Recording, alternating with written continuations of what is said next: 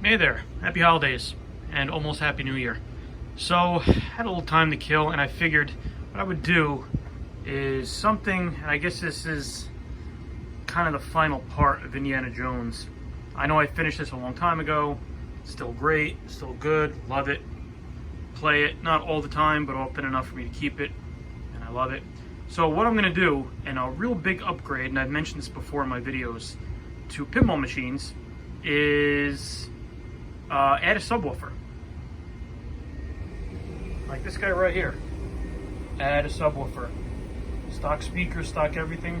You add a subwoofer and it makes all the difference in the world. So what I'm going to do is I'm going to show you the really easy instructions and way to add a subwoofer to a pinball machine. Pretty cheap, pretty easy, minimal wiring, really no destruction or no altering of anything. And we're going to go through that. And I'm actually going to show you how I do it too. I'm going to try to be a little more technical and a little more explanatory. Is that a word? Explanatory as we do this. So I'm going to close the door to the basement because my kids are running around making noise. Hopefully the furnace cuts out during this at some point, and I'll be right back to show you. So step one is going to be open up your pinball machine, right? You got to get to the speaker on the bottom. And from the factory stock, what you'll find is a lot of these, oops, I just stepped on something. That's my kids, oh well. A lot of these, this is the stock speaker, factory speaker. All right, still in okay shape. I'm sure it could probably use an upgrade, but it works. These two tabs right here, you can see, all right? That is, those come with the speaker stock. The two wires already attached are the wires from the soundboard, right, up in the back box, which are transporting the sound to the speaker. And then you can see there's two extra tabs on the sides. That is what we're going to use. I'd say probably, I don't know, 90%. I don't think I've ever seen a pinball machine with a stock speaker that hasn't had those side tabs on there. Almost all of them probably have. I can't remember one that hasn't. And that's what we're going to hook onto using these same little 1/4 inch or 1/2 inch, whatever size they are, spade connectors there. Now you're going to notice here, right, we're going to have to figure out what side is positive and what side is negative. The vast majority of the time, the side with the red dot, see that red dot right there? That's going to be your positive. It's also most of the time going to have the yellow stripe in the wire, if I'm remembering correctly. So you want to kind of try to get that right. I'm sure you could also look in the schematics and you could see which wire is positive, which is negative. If it even matters. I don't even know if it matters. I don't want to give you bad info. But that red dot right there is your positive. And that's going to be the positive side that goes to our subwoofer. So you got to remember that. So what we're going to do is I'm going to make up the cable. I'm going to show you how I make it up. And then we're going to run that speaker cable out the back of the game to one of those little vents right there in the corner that's all blurry that you really can't see right now. Maybe that one. This one seems to have a corner lifted on it already. So we're going to run it there and we're going to put connectors in our speaker wire and we'll be back. All right, so what you're going to need here. Fun fact, this little parts case here is the first little parts case I ever bought when I started this hobby about 15 years ago. Not that you care, but still have it. Still have has my little beginning parts in there, little connectors and spade connectors and all that good stuff. Anyway, I don't know where the hell my tripod went from my phone, so I'm not going to be able to show you me crimping these. But here, little spade connector, all right? I like the insulated ones. They have ones that the top part here isn't insulated. I like the insulated ones. That's what I use. Just makes it safer and easier. That way nothing shorts on anything, right? So I got one of these. You're going to strip your speaker wire. That's even a little bit too much. You could probably do with a little bit less insulation stripped off. All right, I went a little overboard there. You're going to slide one of these guys on, and then you're going to use a crimper like this. This wasn't expensive, I don't think. I think this was like 30 bucks. It's a ratcheting crimper where we, you know, the blue connectors go with blue, red go with red, yellow go with yellow. So you can see they're color-coded for size for the most part. All right. And that has to do with wire gauge. So the red ones are the smaller wire gauge, blue ones are the larger wire gauge, and the yellow ones are the largest wire gauge. if I'm remembering that correctly. You get your crimp in there, squeeze it, it'll close, you'll hear it click, and then it just springs back open. Again, I don't have my tripod. Whoop, there goes my crimpers. And I've been trying to figure out a way to do this and set this up all nicey nice, and I don't have a solution. I just don't. Oh, you know, hold on. One thing I didn't think of. Real time as it happens, right? Oh, there we go. Look at that. Huh, perfect.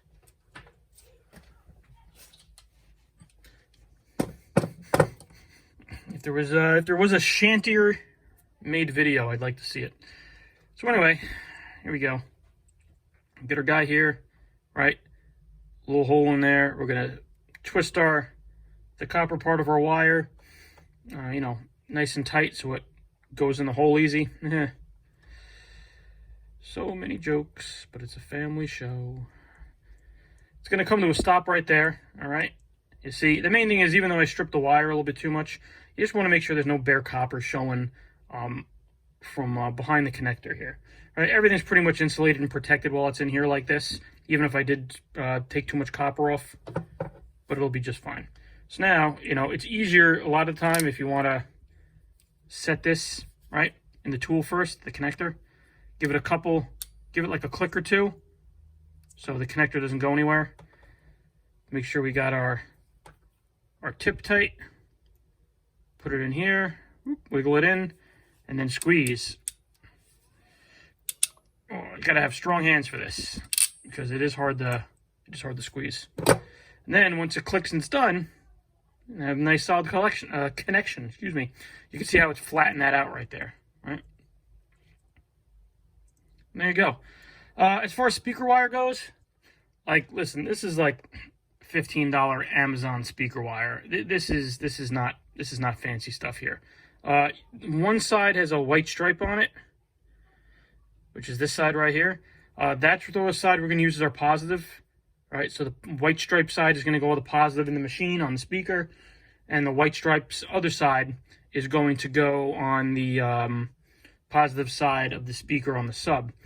You only need these connectors on one side of the wire, okay? Because we're just going to use a plain crimp connection, or not crimp connection, excuse me. We're going to use a stripped piece of wire. It's going to go into the spring plug in the back of the speaker. You see how the wires here, right? It's like this. This is real easy. It comes put together, right? Like lamp cord. And then all you do is just stick your nail in between, you peel it, right? Because you want to have some room, because we're going to be connecting to both sides of those speakers. And even on the other side, a little bit too long. We could always trim this to fit. Even on the other side, right? That's not going to work for us. We're going to want to kind of get our nail in the center there. And this was the end that was on the other end of the roll. So I'm guessing that's why it's harder to peel off. You can't peel it off. Well, you can't peel it. Take some nippers. Just be careful not to cut anything you don't want to cut. And get it started. And then, there you go. It'll just pull apart like that. All right. And while we're here, and while we're watching, let's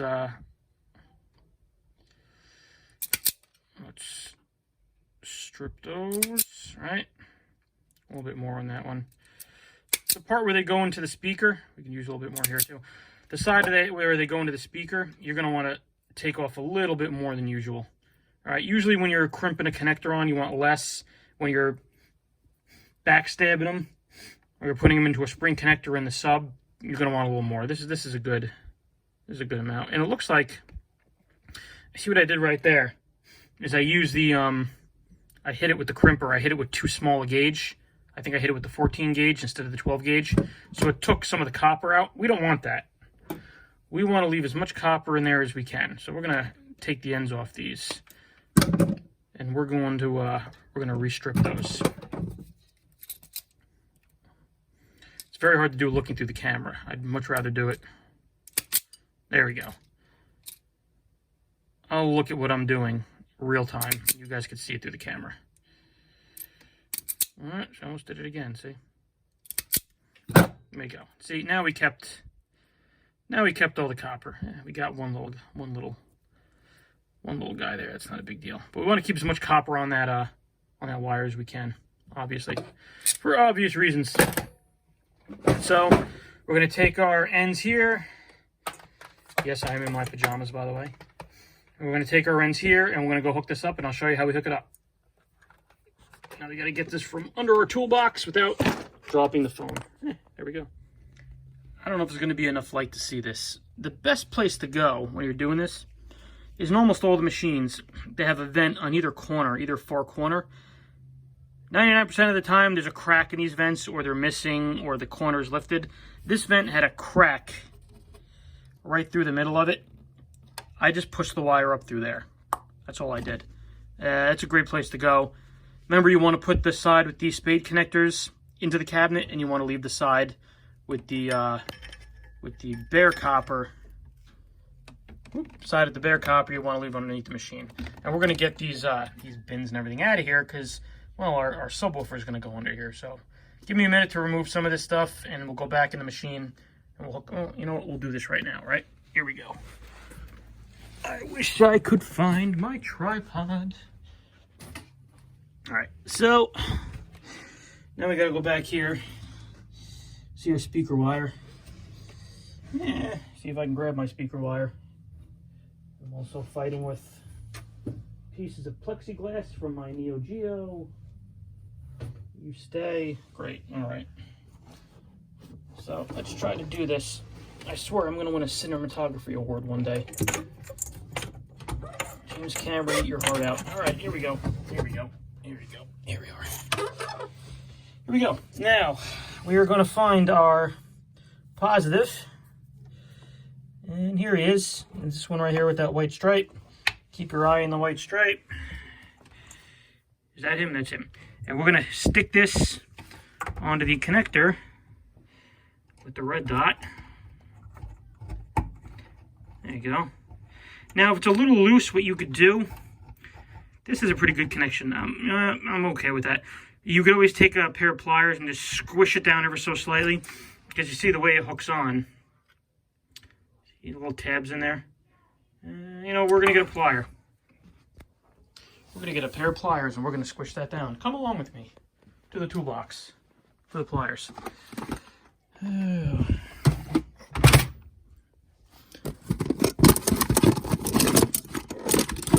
Can you see? I can't. Lineman's pliers. Now we'll go here. We will get our connector. We will give it a slight squeeze. Not hard, not a ton. Just a little bit to see if it'll hold a little bit better. You don't want to squish it all the way because it'll go from not holding very well to not even be able to get the connector on there. And I think we're going to go a little more.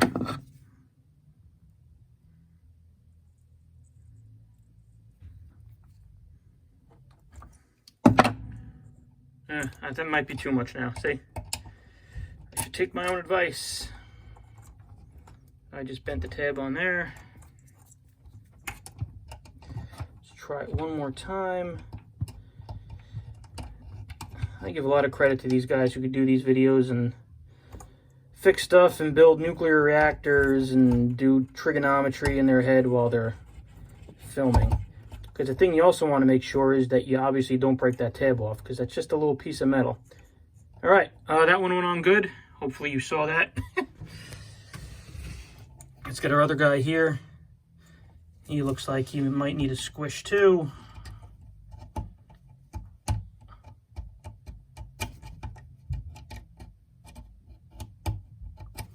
Yeah, he needs a squish. Let's give him a squish. Let's get caught in the magnet of the speaker too to make it even harder. There you go. A little squish.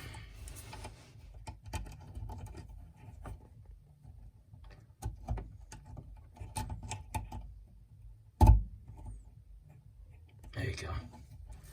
He's on there nice and tight. He's on there nice and tight.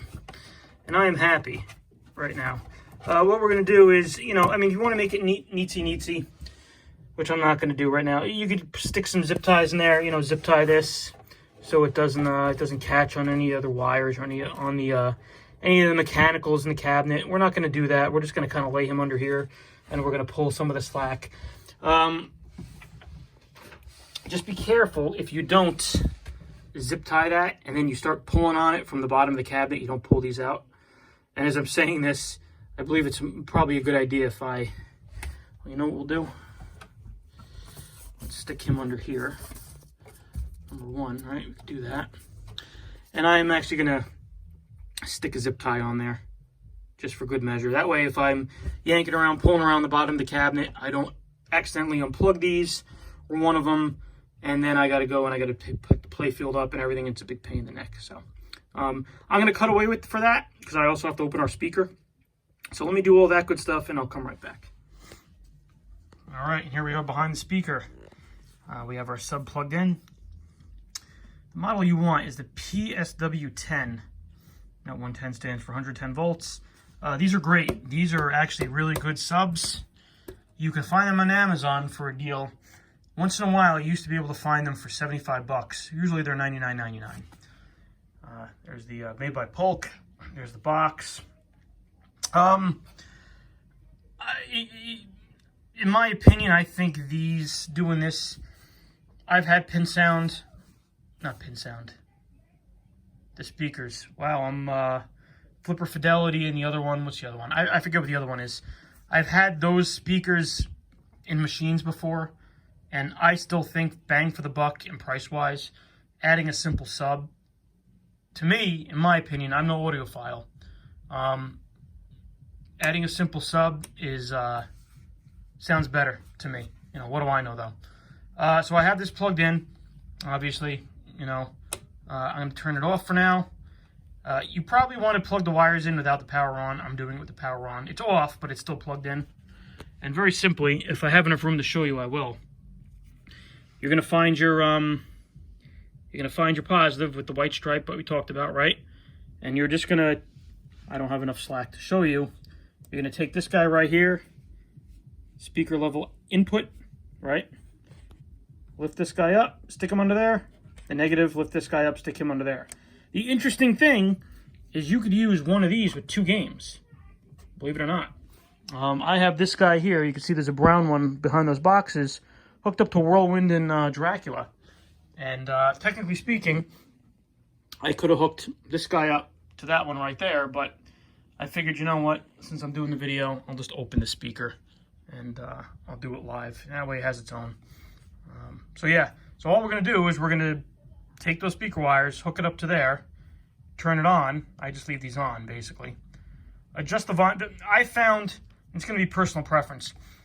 Don't forget, the volume in the game is going to also determine how much output you have going to this. For me, I leave my low pass right around the middle, if I'm remembering correctly. Let's see. Oh, just bang my head on the gun at Indiana Jones. That's awesome. So I leave my low pass about there, right around the middle, maybe a little bit higher. And my volume, I leave around 3/4. And that seems to do the best to me. That's kind of how I like it. All right. You may want it different. You may want to play around. If you have tile floor, you have carpet. I'm in a basement with very thin carpet over concrete floor. So, you know, I'm sure everyone's acoustics is going to be a little bit different. That's what I'm going to do right there. I'm going to hook this up and then close up the game. We'll turn it on, and I doubt you'll be able to tell a difference on my iPhone, but hey, maybe you will. All right, I tried to get to this music because it has a lot of bass in it. I don't know if you could tell, but the bass in there is thumping.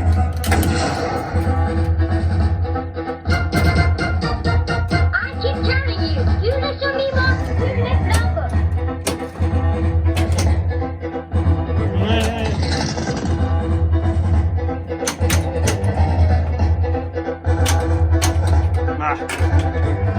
Don't touch anything.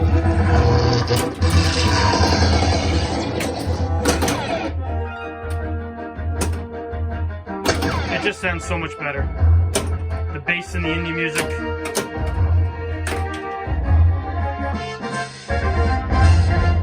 don't know if you can hear that, but you're gonna have to trust me. The bass is much improved, and it just makes just gives the whole game a deeper sound. It's the this has the DCS sound system in it. Yeah, fantastic. Once I take the subwoofer off a game like this, I have a real hard time playing it without it, and I really got to put it back on. I'll go to someone else's house, or I'll go to an arcade where I can actually hear it, and I'm playing these games, and it just doesn't sound the same. So, I hope that video was helpful. I hope that video was helpful.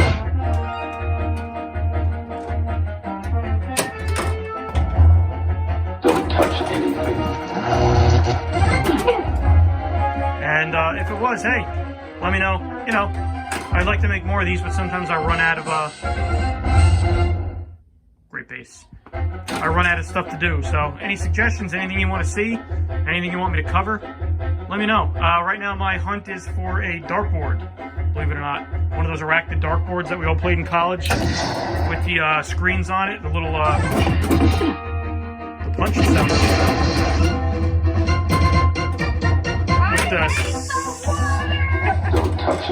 With the CRT on them, those dartboards, so hopefully a broken one that we can fix. I've never done that, so I'll see if I can find one, and if I can, we'll come back and we'll look at it together.